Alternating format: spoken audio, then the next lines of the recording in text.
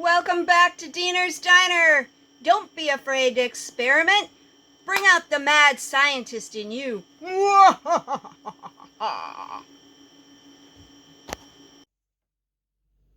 Today I'm going to attempt to make a tender beef stew. How many times have you made a stew and you bite down into that luscious goodness only to be disappointed by pulling gristle out of your mouth? Well, we're going to try and fix that today with our little experiment. I've got about a pound of Angus beef, and I'm already cut a little bit of the gristle off, and I'm just going to remove some of this here. And any of the bigger chunks, you want to cut across the grain. You want to break up all those tender fibers in there so you get a nice, tender, juicy meat.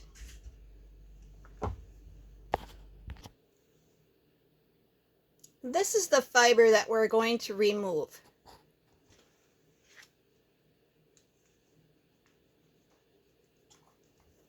Just cut it along the side of the meat. Just slide it against the grain there. Just kind of get rid of it. And then we're just going to cut them into bite-sized pieces. Now I am preparing my food earlier in the day because we're going to divide this into half, and I'm going to marinate it with two different ingredients. One being something you probably have in your kitchen, and that is baking soda. We're just going to put a thin layer of baking soda on one of them. And then I'm also going to use about 1/4 of a cup of Worcestershire sauce and marinate it in that. So we're going to see which one comes out tender. And we're just going to make one big batch of soup, and I will separate them into two, and then we will see which one comes out more flavorful. As you can see here, I've divided my meat in half, and I'm just going to lay this flat, and I'm going to sprinkle some of this baking soda just over the top, and then I'm going to turn it over and get both sides. You just want a nice even coating on both sides. And then I'm going to put this in a Ziploc bag, and I'm going to put it in the fridge for 4 hours.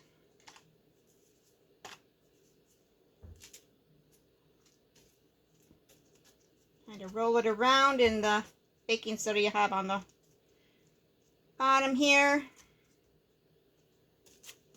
Don't be afraid to get your hands dirty. Once they've been cleaned, that is. Okay.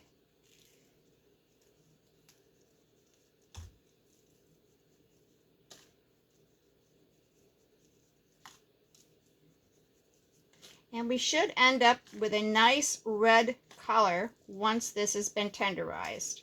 And that'll help us see that it has basically worked.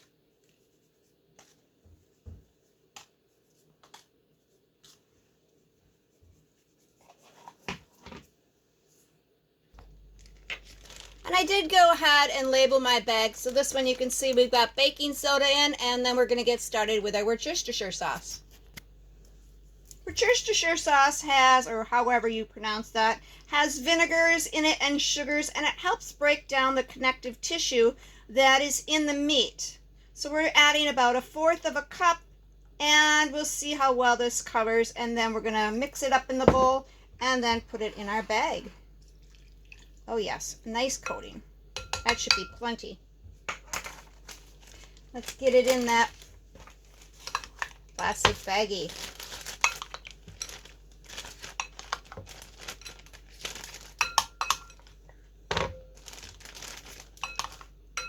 And I'm not going to add the rest of it. I'm just going to maybe squeeze some of that out. All right. So I didn't add the juice that was in the bowl. I just put it on the meat, kind of just covered it. And then we'll get that in the fridge, and we're going to let both of them sit in there for 4 hours. The recipe that I looked up for the Worcestershire sauce, it says to add about 1 tablespoon per pound of meat. I wasn't sure how that was going to cover it, so I did add a little bit too much, so that's why I'm not going to add the rest of it. I don't want it to be overpowering with that flavor. And there you have it. 2 packages, 2 different flavors. Let's see how they turn out. So while the meat is marinating in the fridge, I've decided to gather up my vegetables that I want to use, and I'm going to start cutting them up. And once I've got them into the size I want, I am going to store them in a gallon-sized Ziploc baggie just to keep them in the fridge till I'm ready to make my soup, my stew.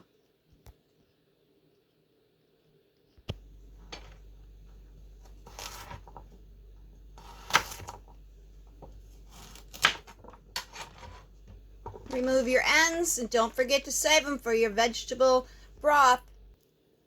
You want to be sure to wash the dirt off your vegetables also if you find any. Celery has those fibers that are real long and stringy, and I like to cut these big ends of my celery off. I'll cut it down the center, and then I'll cut them in small pieces.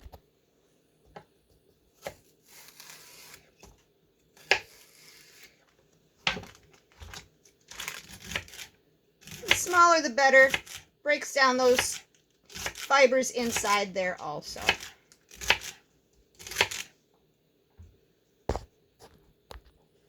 Nice small pieces. Let's add that into our bag of carrots. And as you've probably seen in my other videos, I'm going to be using radishes instead of potatoes. We're just going to clean those up. I'm going to probably cut them in half, and that's about as small as we're going to make them today. I went ahead and cut up the ends of the radishes, and I gave them a quick wash. And we're just going to cut them in half just to make them not too big, but then again, not too small. And since I would normally have added potatoes to a stew, and this isn't really much, I am going to go ahead and add this that I had in my refrigerator. It's a jicama, or it's just a giant radish. I'm going to peel this, and then I'm going to cut it up into pieces and add that for extra denseness. And we're just going to peel the outer edge. Now these are rather tough. You're going to need a sturdy hand and a nice tough knife, or a nice sharp knife I should say. And I'll show you what that looks like when we get this peeled. Because this jicama has like a waxy substance on there, this I will be throwing in the garbage.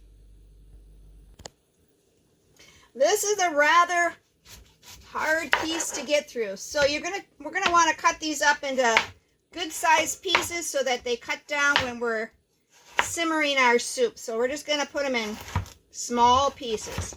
And this is gonna add a lot of texture, a lot of flavor. You'd be surprised. Don't be afraid to experiment. You know, you can also eat these raw. A lot of crunch. Flavor your appetite. And we're going to use some onion here. I'm just cutting up a big onion. I did use up a little bit of the onion that I had from my garden this year. So we're just going to dice that up. Not too small, not too big. Just, you know, chop it up.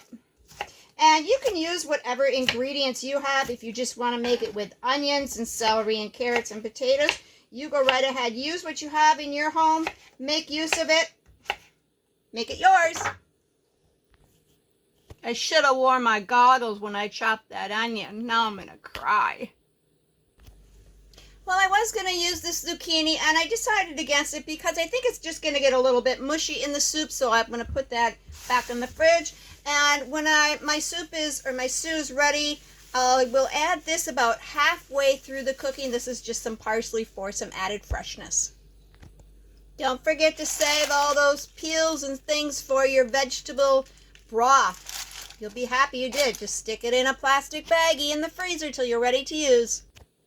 Alright, the beef has been tenderizing in the fridge for about an hour, and it took us about 45 minutes to prepare up our vegetables. Let's get this in the fridge and go about the rest of your day. I will be adding beef broth that I've made from home. So I went and got one of these. This is thawed out. These were in the freezer, so I'm going to let these thaw out while our meat is marinating. Just look at that beautiful color. And don't let that grizzle go to waste if you've got animals. They're going to love this treat.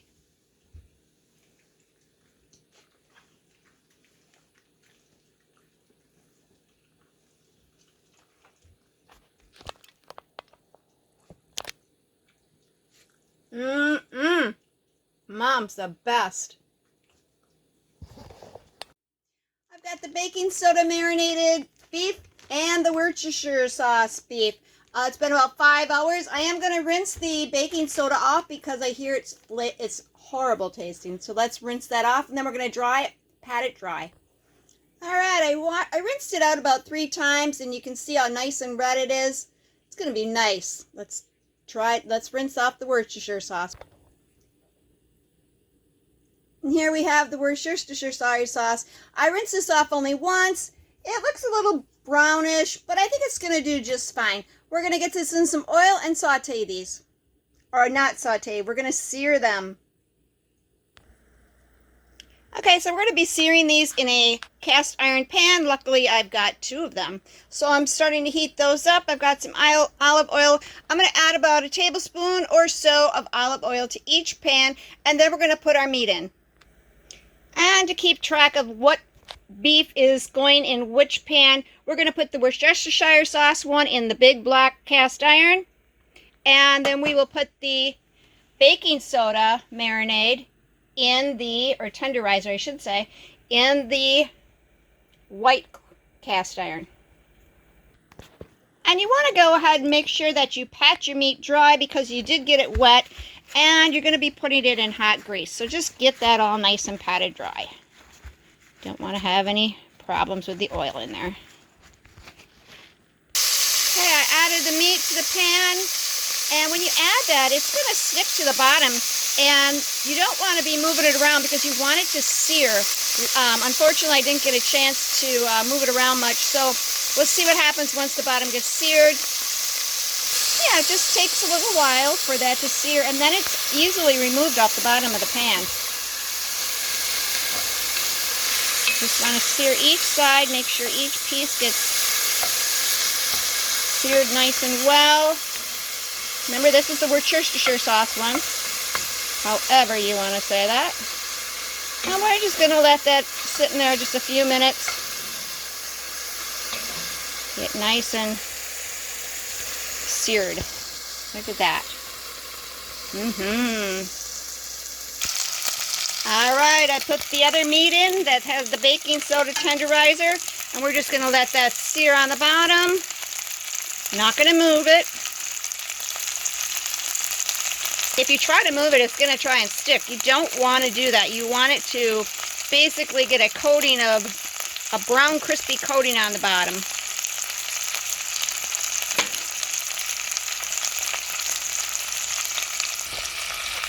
Let me get back to stirring this up. And so I guess I had a little technical difficulty here. After I seared the meat, I went ahead and seasoned it with some seasonings, some Lorelei salt, pepper, some garlic powder, and onion powder. And I did let that just kind of cook down a little bit. Then I went and had it about 2.5 cups of some homemade beef broth that I had made, and I'm just covering the meat, and I turned it on high, and we're just going to let this cook down, kind of reduce, and this should take about 20 minutes or so. I did add a few bay leaves. We'll see how that turns out. While the meat is simmering, the fluid is cooking down, I went ahead and emptied the bag into separate containers for the vegetables that we're going to add, just to get a fair reading on this experiment. Well, I can say the smell is wonderful. I am going to start adding my vegetables now, and just a little tidbit on the bay leaves. You do want to remove those. You don't eat bay leaves, so just be aware. Going to add the vegetables. And I'm going to add some more beef broth. And we're just going to get that all nice and covered. And look at the color in there. Fabulous. I am going to cover it and turn it down to a low simmer. And for the baking soda tenderizer that we use, let's get this one done. I wasn't sure how this was going to fit in here, but it looks like it's going to be just fine.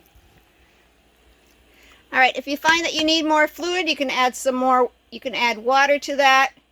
So like I say, bring it to a boil and then let it simmer around medium and keep an eye on it. You want to stir it occasionally. I am going to go ahead and add some parsley, some basil. I guess this is parsley. So I'll just add the fresh parsley and some dried basil. As you can see, I've got the parsley and the basil in there. And I did go ahead and add some ground cumin. Just a little bit. You can see that brown streak in the middle. All right, the soup is finally boiling. I'm just going to turn it down, put the cover back on, and turn it about medium-low.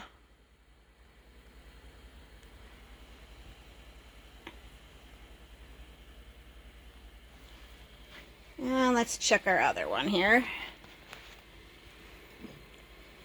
Not boiling yet. Okay, we've got the other one boiling, so I'm going to turn that one down. And we will once again cover.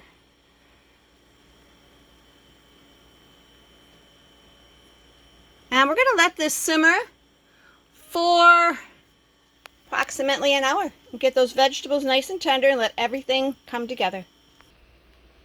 So I went ahead and I removed the bay leaves from my soup, and now I'm heating this one up a little bit, and I went and added some, I'm going to add some thickening agent. This is cornstarch with some water. I've already got some started here. I just want to stir that up good. Oops, it looks like I got some goodies on my fork. We're just going to pour that in and let that stew thicken up. Just want to stir it. You may need to add more, depending on how thick you would like your stew. But look at that color. And it's only been 25 minutes, maybe 30 minutes that I've had this covered and cooking. And the vegetables are done. And we're going to do a taste test in just one moment. Let's get our cornstarch in the other one going. Find my fork.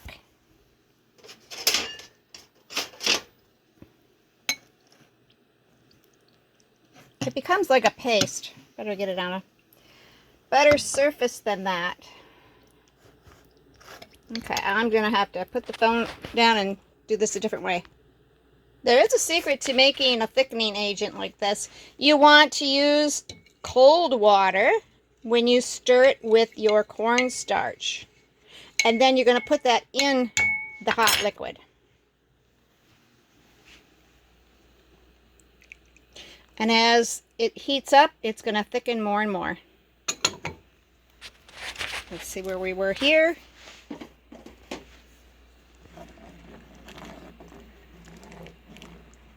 Not bad.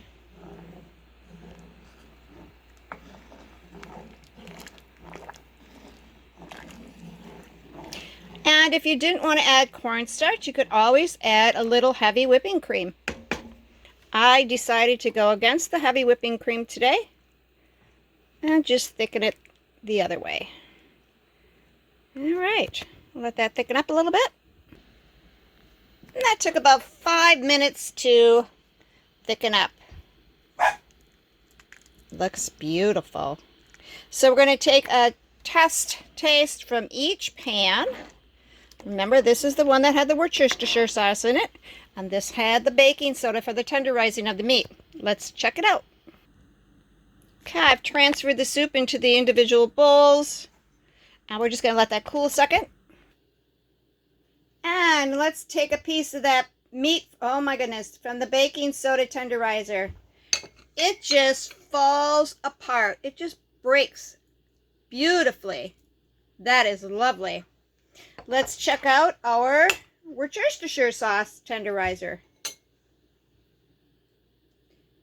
It doesn't seem to break down as good as the other one. Kind of hard, but it's tender. It just doesn't break completely apart like the other one.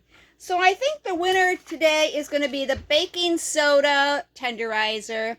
I hope you enjoyed today's video and learned something. I hope you take the time to make this lovely, tender, delicious stew. Thanks for watching. Remember, be your own mad scientist. By the way, the radishes, the turnips, the carrots are so tender and flavorful. They just melt in your mouth. No chewing. Yeah, you gotta chew, but they're so very tender and so colorful. You're gonna love this recipe.